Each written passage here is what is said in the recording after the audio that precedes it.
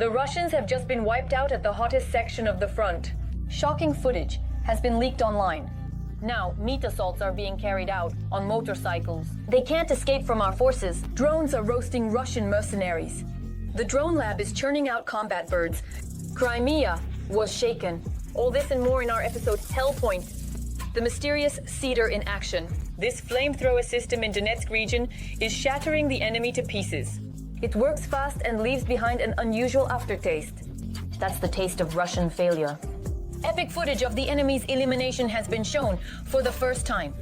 The enemy is furious. Their positions are being hit both day and night. What tactics have our defenders chosen? We'll tell you in just a moment. When they go to work, the occupiers burn right at their posts.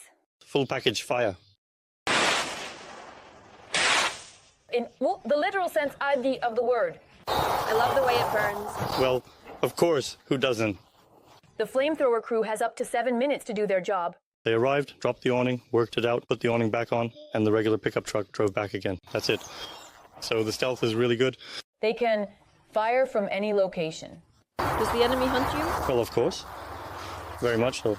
As soon as they spot the system, God forbid, even if some drones see it, they immediately start firing to destroy it because it's very effective. They understand that. Their speed and maneuverability mostly depend on the skill of the driver of this crew. My job is to get them to the work site so we can carry out the fire mission. The brand new pickup is fully armored. It's also equipped with electronic warfare against drones, which has saved lives more than once. There was a time when they started shooting and a mortar began firing at us. But we had already launched all our rockets by then. I told the crew, get in the vehicle, everyone piled in, we quickly got out of there, and that was it. And they strike the enemy with Ukrainian-made weapons, the Sivalka VM-8. Its appearance on the battlefield is a guarantee of a powerful and devastating strike against the occupiers. This Sivalka delivers fire damage to the enemy with special thermobaric shells, which are extremely effective and leave the enemy with no chance of survival. With shrapnel or high explosive shells, you might still end up wounded. But with this one, no. Either you're killed instantly if it hits, or it misses and that's it. Before the Sivalka appeared, the German would move around the position together with the assault troops. It's the same. As being an assault trooper, you're carrying pipes on your back. Now, however, their crew, the commander, gunner, and driver, approach just as close to the enemy, but with a powerful system. It happened that even 2 kilometers away from Asai, and our commander gives proper targeting. Actually, the gunner doesn't aim, the commander gives accurate coordinates, so we hit the target where we need to help the guys who are going in for the assault. There were times when we went out twice in one day to the same position, though, but the targets were different each time. Their work doesn't depend on the weather or the time of day. They're needed at the front at any time. We load them up, now we'll go send them off, and I'll send my regards. We can get a call at any second. It's just, guys, that's it. We get in the vehicle and go. Turning Russians into ashes. Everyone is invited. Reporting from Donetsk region, Tetiana Demuk and Mikhailo Holovnenko. We, Ukraine, Marathon. United News. For even more high-profile events from the life of Ukraine and the world, read the Times of Ukraine Telegram channel. Only fresh news and verified information. See the link in the description below the video. Russian meat assaults are reaching a new level. Now, the suicide squads of the Russian army don't go into battle on foot, but ride in Omkakha on 2 wheels. For the enemy, armor is now a luxury. Our drones relentlessly terrorize the enemy. They whine and look for ways to carry out the orders of Russian generals. Everything is in the traditional Russian style. Sloppy, crooked, but with grand ambitions. What does this lead to on the front line? We'll tell you all about it in our report right now. We are here with you at the training ground where the motor group of the Volunteer Brigade Hispaniola will be practicing specific tasks. The group was formed literally 2 weeks ago on the basis of an assault unit. Russia is preparing a new offensive tactic for the spring-summer of this year. This is reported by analysts from the American Institute for the Study of War. According to their information, the occupiers are now replacing armored vehicles with motorcycles. And these motorcycle units, let's put it that way, appeared as the intensity of combat clashes increased. Naturally, we are currently developing tactical methods on our side to counter this. Obviously, the target is small, and it's actually very difficult to hit it with a drone. That's clear. Experts note that the Kremlin is switching to motorcycle groups for several reasons at once. The main reason, of course, is the sharp increase in the number of FPV drones used by the Ukrainian armed forces. Even the Russians themselves admit that Ukrainian UAV operators have become so skilled at taking out their counterparts that a target the size of a passenger car has long ceased to be a problem for them. That's why Russia is now looking for the smallest and fastest possible means of transportation. More maneuverable than cars. Also, even if you consider these FPV drones, well, I don't think they would use FPV drones just for, say, a motorcycle. Moreover, the tactic of advancing on motorcycles appears to have been initiated directly by the Russian General Staff, since satellite images of training grounds regularly capture future suicide attackers training on two-wheeled vehicles. In turn, armored vehicles are hardly used at all during these exercises. If the operators see an armored personnel carrier, that's clear. That's a crew, that's another dozen orcs, that's a combat vehicle. Destroying one such combat vehicle at once, well, multiplies the result by 10. A motorcyclist, a lone motorcyclist, or a single running orc, well, that's a target. But for each one, you have to scale it up 10 times to destroy each one individually. So the Russian suicide troops are trying to use every possible light means of transportation to increase their mobility. However, analysts note that in this way, the Russian command is primarily preserving equipment, not people. Since the beginning of the full-scale war, Russia has already lost more than 10,500 tanks alone. So now, the remnants of surviving armored vehicles are being guarded, like the apple of their eye. 70 to 80% of cases involving the use of heavy armored vehicles, especially tanks, are for tasks that are not typical for tanks. In fact, they are carrying out artillery operations from covered positions. This is not tank warfare. Meanwhile, no one is planning to spare the assault troops.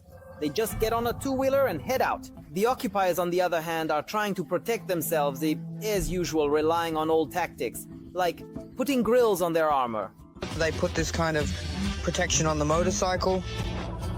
They made a little mesh. Is this how you're going to protect yourselves from FPV drones? And what about you? Are you going on combat missions or for evacuation? For combat missions. For combat missions. On a little beauty like this. It needs to be painted green. But trying to protect yourself from a strike drone with a mesh over the motorcycle is a pointless idea, because the shrapnel will still hit the rider. That's why more experienced motorcycle assault troops say, if you hear a Ukrainian drone, only your reaction can save you. At the very, very last moment, when you can already feel it at the back of your head, you have to swerve left or right. That can save your life. At the same time, it's worth noting that there are also motorcycle units in the Ukrainian army. However, they are used in a completely different way. Instead of senseless frontal assaults, our military bikers operate under air cover and ride not so much to attack as to deliver ammunition and supplies, as well as to evacuate the wounded. We also adopt certain elements of the enemy's tactics, among other things. We also have units that have switched to these metal steeds and will likewise harass the forward positions of Russian troops. So we take the best, use the best, including what the enemy has, and prepare countermeasures. There's panic in Crimea. Powerful strikes have hit the main artery of Putin's army directly. Epic footage of strikes on Russian drone operators. The Air Force performed excellently, and that's not all. The drones of the 3rd Assault Brigade swept through the enemy's logistics in epic fashion. The video is already online. Watch it in just a moment. A large-scale attack on Russian military facilities in occupied Crimea. Powerful explosions have been reported in the temporarily occupied village of Perevalne. An ammunition depot was hit, as well as military facilities belonging to the 126th Separate Guards Coastal Defense Brigade and the 8th Separate Artillery Regiment. As a result of the attack, a fire broke out accompanied by secondary detonations of ammunition. There is information about military personnel who were killed while on duty at the time of the explosion. The Ukrainian underground is recording precise strikes on Russian military facilities in Crimea. The ATEZ agency recorded explosions specifically in the area of the settlement of Perevalne, including the aforementioned military bases. Reports of casualties among Russian military personnel are being confirmed by other sources. Also during the night, SBU drones attacked the Murom instrument-making plant in the Vladimir region, which manufactures explosive products for the Russian Armed Forces, Navy and Aviation. As a result of the strike, 5 explosions were heard and at least 2 buildings were damaged. Meanwhile, the coordination of death is underway by the 3rd Separate Assault Brigade. Aviation, FPV drones and assault brigades are creating hell for the Russians in the east. In the eastern direction, the armed forces of Ukraine have demonstrated exceptional synergy in action. The Air Force, aviation, FPV drone operators and assault units acted as a single combat mechanism. It all began with an epic airstrike by a MiG-29 on the location where Russian FPV drone operators were stationed. With precise targeting and lightning-fast accuracy, Ukrainian aircraft destroyed the occupiers' equipment, positions and personnel. The first wave of destruction set off a domino effect. FPV drones finished off what remained and attacked the logistics. While the enemy was still reeling from the airstrikes, dozens of FPV drones took to the sky. Their attacks became a truly fatal upgrade for Russian equipment. Tanks, self-propelled artillery, trucks, artillery guns, all of it went up in flames. The ATGM would explode after a precision hit and the ammunition depot would burst like fireworks, scattering over the Russians in all directions. Strike after strike, and the enemy was losing not only equipment, but also coordination and combat capability. The 3rd Assault Brigade is like a blade in the heart of the enemy's logistics. Ukrainian assault troops left the enemy no chance to recover. They methodically swept through the rear routes, destroying supplies, equipment, and manpower that had just managed to escape from the FPV drones. Trucks, armor, ammunition, and even a TIOS that tried unsuccessfully to retreat were hit. It was caught up with and destroyed by a precise strike. This became the symbolic finale of the operation. Forests, fields, tree lines, the enemy didn't have time to hide. The real hunt continued even in hard-to-reach places. A self-propelled artillery unit burned up in a forest belt. Another tank couldn't withstand a direct hit from a drone. FPV operators worked with exceptional precision, demonstrating high-level training and technical skill. The Russians were burned out both physically and morally. What was supposed to be a rear area turned into a trap, and not a single evacuation attempt was successful. Russian soldiers were literally burned out at their posts, but unable to accomplish anything. The coordination between air forces, drones, and assault groups became a model of modern warfare. For the first time, the destruction of Russia's most renowned self-propelled weapon was unexpectedly recorded. The self-propelled mortar, designed to break through the strongest fortifications, disappeared in a matter of seconds. This giant of military engineering, capable of firing special munitions, was destroyed by a precise airstrike. You barely had time to catch your breath and it was already gone. The pilots of the Rarog regiment proved that Ukrainian aviation means precision, cold calculation, and the inevitability of punishment. Target identified, shot taken. The result is perfect. Meanwhile, Russia is preparing a large-scale offensive despite international pressure. On all key fronts, there is increased activity by Russian forces, with intense shelling, regrouping, and redeployment of troops. The enemy's main objectives remain reaching the administrative borders of Donetsk and Luhansk regions, creating a buffer zone in northeastern Ukraine and breaking through in the southern direction all the way to the Dnipro River. In particular, fierce fighting continues near Pokrovsk, Chasiv Yar and Kostiantynivka, as well as in the area of Lipsy in the Kharkiv region, Ustonikakunikia, where the enemy is using armored vehicles and a new tactic involving motorcycles. In the south, the enemy is trying to seize key logistical routes towards Zaporizhzhia and Kherson, but without success. Preparations are underway for a major campaign. Ukrainian analysts and military officials warn Russia is preparing a coordinated operation to strike on several fronts at once. The enemy is concentrating its forces in an attempt to change the situation in its favor this summer. However, Ukrainian forces are holding the line, strengthening their countermeasures and restraining the advance. Despite statements about the possibility of a truce, Russian troops remain in a state of constant offensive operations.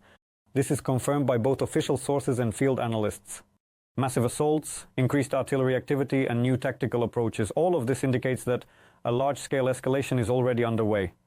That's all for today. Tune in tomorrow for the next news. Every voice matters. Join our community, support independent journalism, and help us bring you the truth from Ukraine.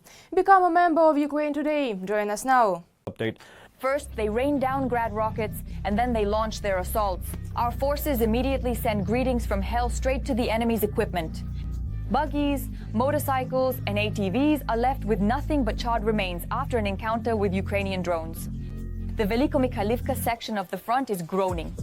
The slaughter is gaining momentum. To see how the line is holding, where it's hot 24/7, watch our report straight from the front line. Even on sunny days, hail frequently falls here now. The longest.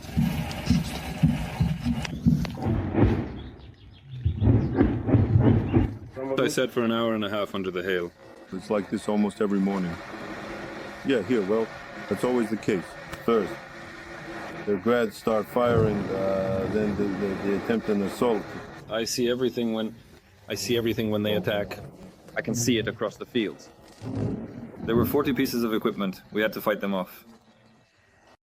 That crew of strike drone operators from the 71st Jaeger Brigade is sharing their impressions of the recent battles south of Kostiantynivka. But overall, the soldiers admit every day, on the Velikomichailivka section of the front now feels almost like a carbon copy of the last. It all just keeps going, but it depends on the assaults. When the weather is bad. When the weather is bad, you can already expect that they'll definitely try to push through. It's heading north. That's Berlatsky, all right. Either a tank or an armored vehicle is sneaking up.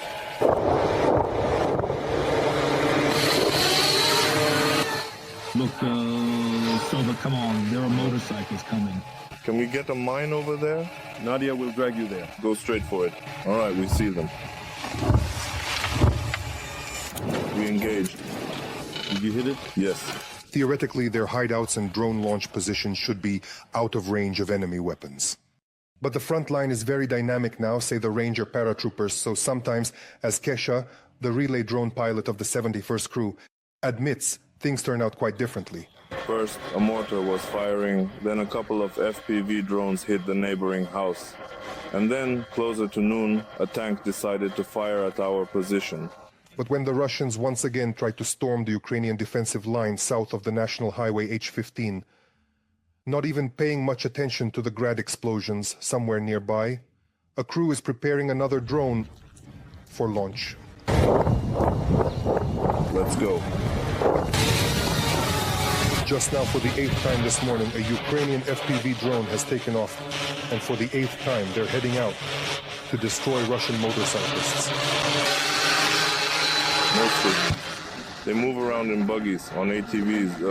They use trailers to bring in infantry and haul ammunition with them. 2. Sniper. On target. On target. Got it. That's all where you are. There was a gap. There is a gap. Right there between the two trees, more to the right. Yeah? Even more to the right. Go in between the two, right? Go in. Forrest, were you repeating that for me, or? They use motorcycles for resupply and logistics. We observe them every day. In reality, Monk is being a bit sly. The Rangers don't just observe enemy movements. Even a single Russian infantryman with a weapon trying to move toward Ukrainian positions does not escape the attention of the pilots of the 71st. To the right, to the right, to the right. There he is. Look. Target engaged. They tried to get closer to us. Usually he directs his pilot toward the target about 15 times per shift, says Sova, the navigator of the 71st Combat Crew. If it's an active day, well, I think there could be up to 16 drones. Monk, is he on your left side behind you? Yes, we're catching him at the intersection. We see him. But there are days when the Russians attack non-stop, and then they have to prepare extra drones. Are the drones ready? The drones are ready. And when we take off, we reload them again to make sure we have the necessary amount of ammunition. And we have to fly out toward the assault groups of the occupiers much more often. Straight, just right above that spot. Gain altitude. We're coming to you, right now. There are very fierce battles going on for the settlement. The fiercest battles, says Monk, just after taking off his glasses following another successful sortie. Right now, the fighting is raging near the Mokry and Vorona rivers. But in the area of responsibility of the 71st, at least for now, The Jaeger paratroopers are not allowing the Russians to break through toward the Zaporizhzhia region. The line of contact is no longer moving. We've been here for 3 months already and the line of contact hasn't moved.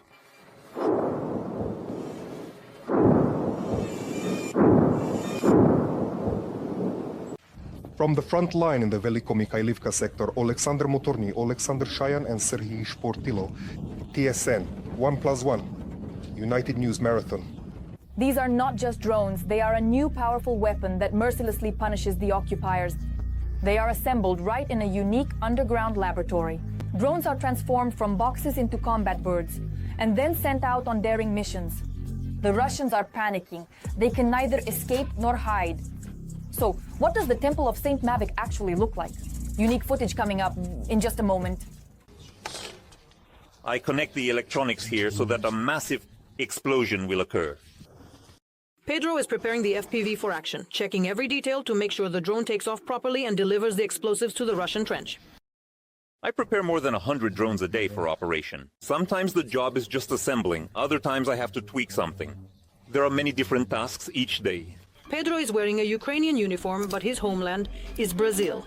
He left it 2 years ago when he learned that drones were now being used as weapons and that he could get involved.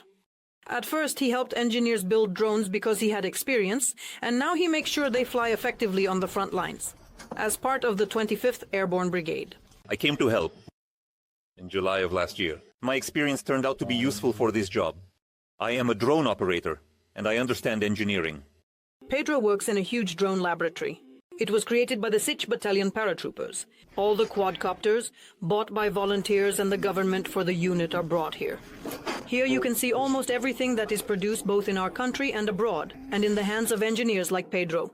It is in this very laboratory that drones truly become a unified weapon. All manufacturers, everyone wants drones to fly straight out of the box. But unfortunately, they don't fly straight out of the box. That's why we exist, to make this happen, so that they not only fly, but fly effectively. Here, they are not only refined, but also tested before being handed over to pilots on the front line. They tweak the antennas, initiation boards, and anonymize the drones so that the enemy can't spot the pilots using Russian electronic warfare equipment. All of this is extremely important, the military says, because even the smallest mistake can cost at least a failed combat mission or even the life of one of our soldiers. Right here, they also repair drones after unsuccessful flights, and they do it without leaving the combat zone. These fighters are bringing a Mavic back to life. We're checking the vision systems, and on the second drone, we'll be reflashing the camera, meaning we'll calibrate it using software. This is the most popular drone on the front line, and no matter how many drones Ukrainian manufacturers produce, this so-called wedding drone, which helps with reconnaissance, still can't be fully replaced by anything else.